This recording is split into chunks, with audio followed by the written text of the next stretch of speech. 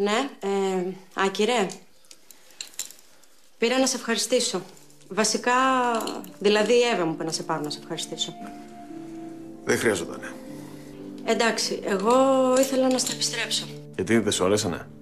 Όχι, καλά είναι, αλλά μη σου γίνει και συνήθεια. Άλλωστε από ρούχα έχω καλυφθεί για τα επόμενα 10 χρόνια. Χρειάζεται τίποτα αλλαγή? Όχι, καλά είναι. Κόβει το μάτι σου. Χαίρομαι. Anyway, ευχαριστώ. Εγώ σε ευχαριστώ για την αφέλεια. Ναι. Να ξέρεις πάντως ότι θα την πάρω με το μέρος μου. Πάρ' την. Σου έχω εμπιστοσύνη. Και δεν θα καλοπεράσεις, να το ξέρεις. Θα τη στρέψει εναντίον μου, Μωρέ, έχεις να φας κλούβιο αυγό. Ας φάω. Αν είναι να είστε εσείς καλά, ας φάω.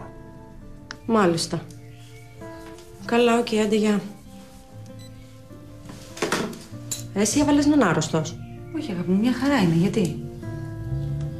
Πολύ καλοσύνη μου το παίζει τελευταία. Τι είπατε για την Εφέλη? Ότι θα τη στρέψω εναντίον του και μόνο που δεν πέταξε από τη χαρά του. Να σου πω, κάτι δεν πάει καλά. Όχι, μωρό μου, όλα καλά είναι. Έλα να σε αγκαλιάσω. Έλα.